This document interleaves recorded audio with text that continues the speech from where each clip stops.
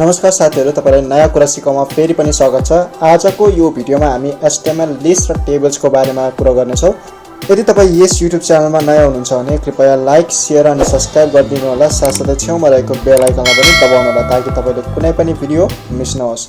साथीहरु, हाम्रो यो वेब डेभलपमेन्ट ट्युटोरियलमा आज हामी लिस्ट र टेबल्सको बारेमा पढ्नेछौँ। त्यसको लागि हामी एउटा फाइल बनाउँछौँ, यानी कि HTML फाइल अथवा एक्सटेन्सन बनाउँछौँ। त्यसको लागि हामी सेभ गरौँ Ctrl S गरेर। त्यसपछि यहाँ म राख्छु लिस्ट अनि त्यसपछि .html भनेर राख्छौँ। तर यसमा हामी लिस्ट र टेबल्सको कुरा गर्छौँ र त्यसपछि हामी HTML सिन्ट्याक्स राख्छौँ। यो फन्ट साइज बढ्यो होला सायद, अलिकति सानो गर्छु। तर त्यसपछि यहाँ टाइटलमा लिस्ट एन्ड टेबल्स भनेर राख्छु र त्यसपछि म सेभ गर्छु र त्यसपछि हामी बडी भित्र के राख्छौँ भने UL ट्याग राख्छौँ र त्यसपछि यो UL भित्र यसलाई लिस्ट ट्याग राख्छौँ, यानी कि UL यानी कि अनअर्डर्ड लिस्ट भित्र लिस्ट राख्छौँ।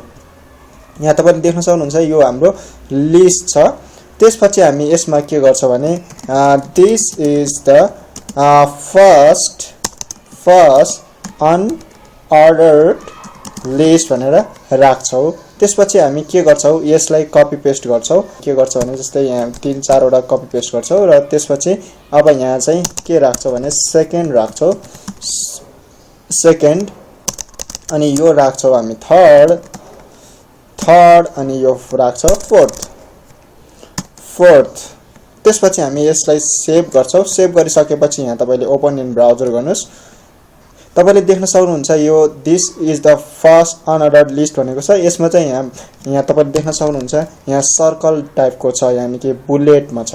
यो बुलेटलाई हामीले चेन्ज पनि गर्न सक्छौँ, किनभने हाम्रो यसमा तपाईले हेर्न पनि सक्नुहुन्छ UL ट्यागमा टाइप भन्ने टाइप राख्न सक्छौँ हामी। जस्तै टाइप भन्ने राखेर, जस्तै हामीले टाइप भनेर राख्यौँ र त्यसपछि स्क्वायर भनेर राख्यौँ भने के कस्तो चेन्जेस आउँछ भन्ने कुरा तपाईले हेर्न सक्नुहुन्छ। यसमा यहाँ स्क्वायर छ, यानी कि तपाईले देख्न सक्नुहुन्छ यो बुलेट थियो अघि, अहिले स्क्वायर छ। र त्यसपछि यहाँ तपाईले अर्को छ हाम्रो यसमा सर्कल भन्ने पनि छ। टाइप भनेको हाम्रो सर्कल भन्ने पनि छ। तपाईले Ctrl S गरेर सेभ गर्नुस् अनि त्यसपछि यहाँ चेन्जेस के देख्न सक्नुहुन्छ भने यहाँ हेर्न सक्नुहुन्छ यो सर्कल आएको छ। यसरी चाहिँ अनअर्डर्ड लिस्ट भनेको तपाईले यसरी चाहिँ देख्न सक्नुहुन्छ कि यसमा स्क्वायर राख्न सक्नुहुन्छ। त्यसपछि बुलेट राख्नको लागि यसमा यतिकै राख्न सक्नुहुन्छ टाइप नराखिकन। त्यसपछि टाइपमा तपाईले स्क्वायर राख्नुभयो भने स्क्वायर नै हुन्छ।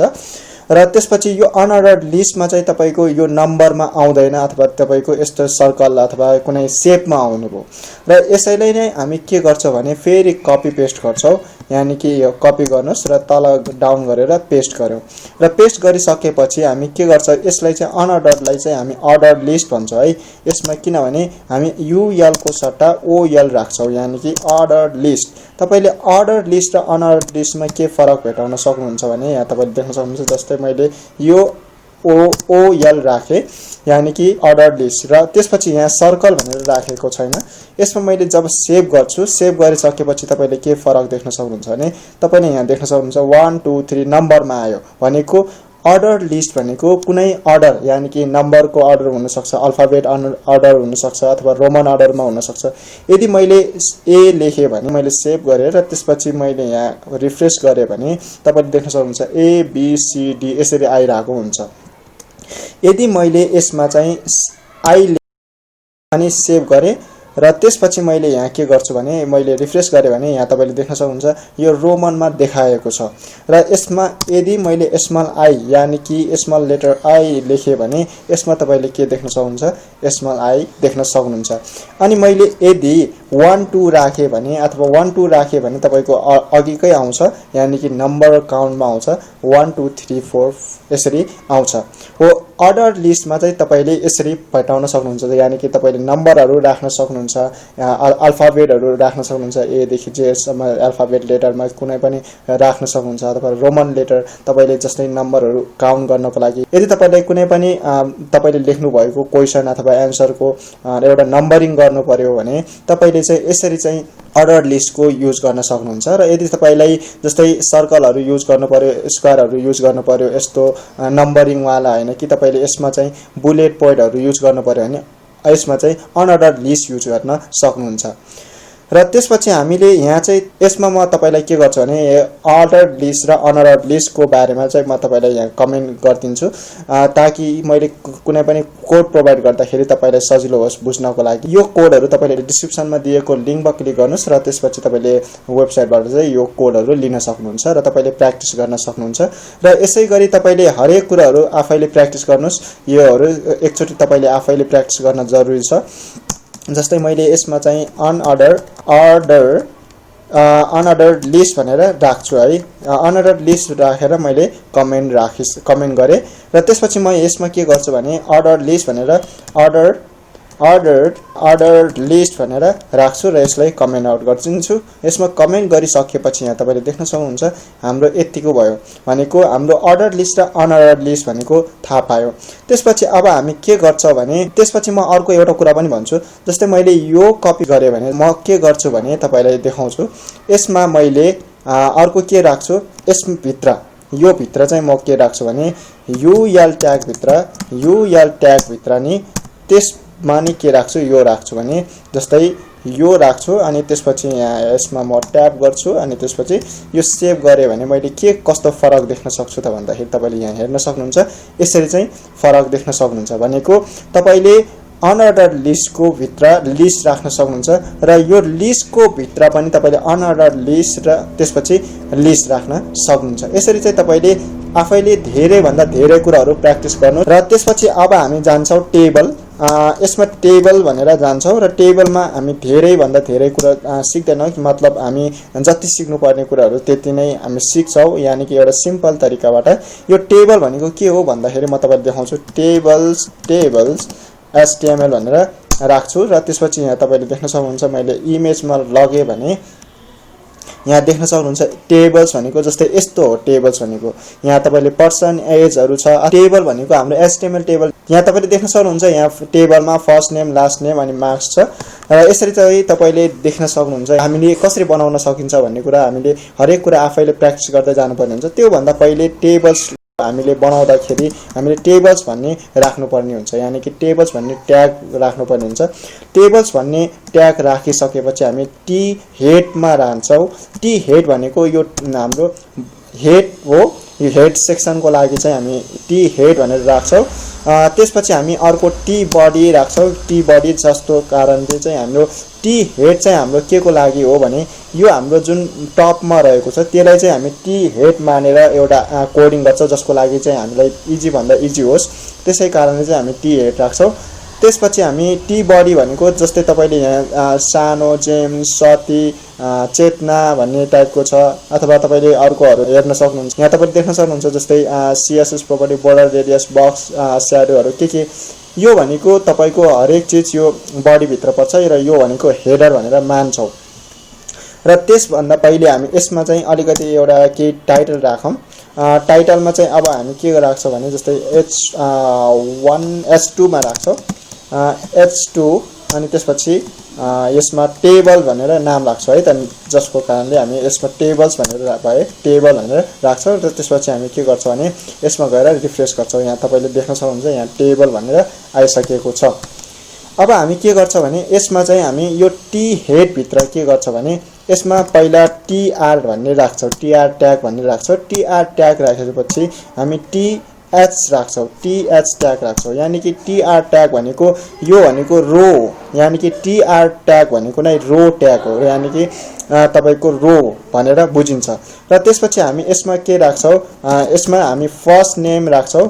फर्स्ट नेम अनि त्यसपछि हामी अर्को टीएच राख्छौं यानी कि हामी अर्को टीएच राख्दाखेरि यसमा तपाईले देख्न सक्नुहुन्छ यसमा हामी के राख्छौं भने लास्ट नेम राख्छौं।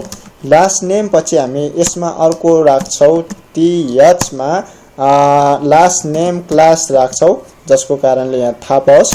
अनि त्यसपछि हामी अर्को राख्छौं के त भन्दाखेरि टीएच राख्नुस्। त्यसपछि हामी यसमा चाहिँ सेक्सन पनि राख्छौं सेक्सन अनि त्यसपछि हामी अर्को राख्छौं रोल नम्बर भनेर राख्छौं है त रोल नम्बर भनेर राख्छौं रोल नम्बर।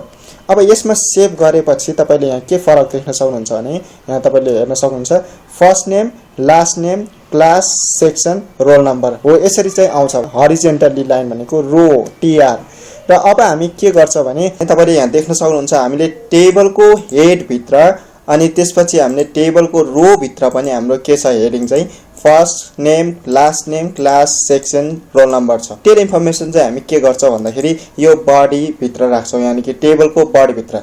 यसको लागि म के गर्छु भने स्पेस दिए र त्यसपछि म यसैलाई कपी पेस्ट गर्छु ताकि मलाई सजिलो होस्।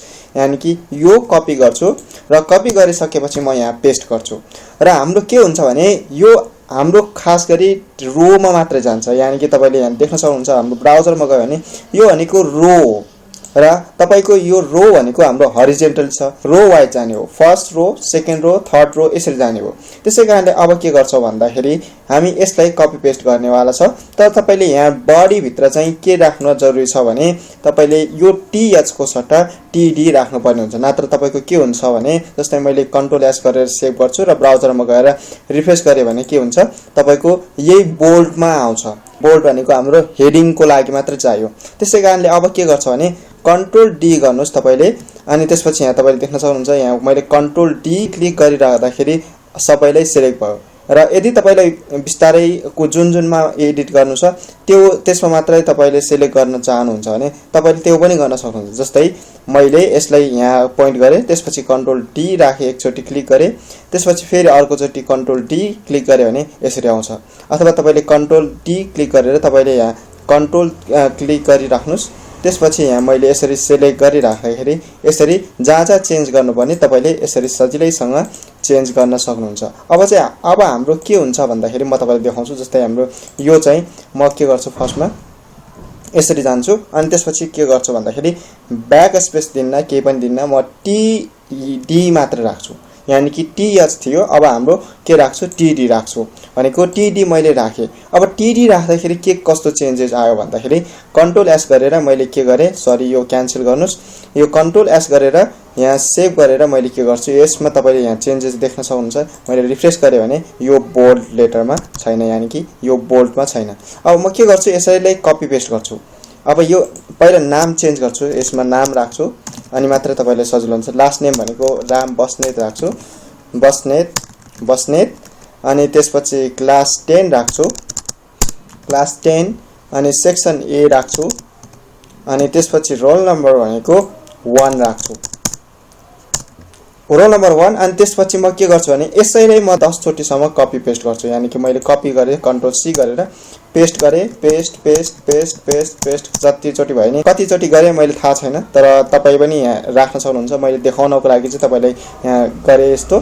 त्यसपछि म यसमा के गर्छु भने रिफ्रेश गर्छु। रिफ्रेश गरिसकेपछि यहाँ तपाईले देख्न सक्नुहुन्छ हाम्रो टेबल आइसकेको छ टन्नै, यहाँ तपाईले देख्न सक्नुहुन्छ। अब म के गर्छु भने यसमा फेरि गएर यसमा हाम्रो टेबल त बनेको छैन, यानी कि तपाईको यहाँ बोर्डर छैन। अब बोर्डर कसरी ल्याउने भन्दाखेरि म तपाईलाई देखाउँछु। त्यसको लागि सबलाइन टेक्स्टमा जानुस् र त्यसपछि त्यहाँ टपमा जानुस्, यहाँ तपाईले यहाँ देख्न सक्नुहुन्छ हाम्रो टेबल भन्ने। टेबलमा के राख्नुस् भने बोर्डर भनेर राख्नु भइसकेपछि के गर्नुस् भने तपाईले 1 राख्नुस्। 1 राख्दाखेरि के हुन्छ भन्दाखेरि कन्ट्रोल एस गरेर हामी फेरि यसमा जान्छौं र यसमा ब्राउजरमा यहाँ रिफ्रेश गरे भने हाम्रो बोर्डर आइसकेको छ। यहाँ तपाईले देख्न सक्नुहुन्छ हाम्रो बोर्डर यस्तो छ। यदि मैले यो बोर्डरमा मैले नम्बर बढाउँदै गए भने यानी कि 6 राखे भने कतिको बोर्डर चाहिँ मेरो एउटा वेट चाहिँ धेरै लिने हुन्छ भन्दाखेरि तपाईले यहाँ देख्न सक्नुहुन्छ हाम्रो बोर्डरको यहाँ मार्जिन हो यो चाहिँ धेरै भन्दा धेरै ल्याएको छ। यसरी चाहिँ तपाईले बनाउन सक्नुहुन्छ। बोर्डर चाहिँ कतिको विड्थको बनाउने देखि लिएर हरेक चीज यसरी एडिट गर्न सक्नुहुन्छ। हामी तपाईलाई सीएसएस सिक्ने बेला चाहिँ अब धेरै भन्दा धेरै डिटेलमा जाने छौं। हामी कसरी बोर्डरको कलरहरु राख्न सकिन्छ, बोर्डरहरुको कसरी डिजाइन गर्न सकिन्छ देखि लिएर हरेक चीज हामी सीएसएस बाट नै सिक्ने वाला छौं। यो सोर्स कोडहरु तपाईले वेबसाइटमा गएर पाउन सक्नुहुन्छ। यानी कि हाम्रो डिस्क्रिप्सनमा लिंक राखेको हुन्छ, त्यो लिंकमा क्लिक गर्नुस् र वेबसाइटमा भिजिट गरेर यो कोडहरु लिनुस् र त्यसपछि तपाईले आफैले पनि यो भिडियोबाट सिकेर मात्र हैन कि तपाईले आफैले पनि यो एकचोटी नहेरिकन सिक्नुस्। त्यसपछि चाहिँ आफ्नो क्रिएटिभ लगाउनुस्, यानी कि के क्रिएटिभ आइडियाहरु लगाएर तपाईले त्यो कोडहरु चाहिँ कमेन्टमा शेयर गर्न सक्नुहुन्छ ताकि तपाईको साथीहरुले धेरै भन्दा धेरै कुराहरु सिक्न पाउन सक्नुहुन्छ तपाईबाट पनि र तपाईले पनि सिक्न सक्नुहुन्छ। यदि तपाईलाई यो भिडियो मन पर्यो भने कृपया लाइक शेयर अनि सब्स्क्राइब गरिदिनु होला। साथसाथै आफ्नो साथीलाई सिकाउन अथवा सिक्नको लागि यो भिडियो शेयर गर्न सक्नुहुन्छ। हामी फ्युचर भिडियोमा तपाईलाई वेबसाइट कसरी डिजाइन गर्न सकिन्छ, यानी कि तपाईले कसरी कम्प्लिटली एउटा रेस्पोन्सिभ वेबसाइट बनाउन सकिन्छ भन्ने ट्युटोरियल लिएर आउने नै छौं। आजको भिडियोमा यति नै, धन्यवाद।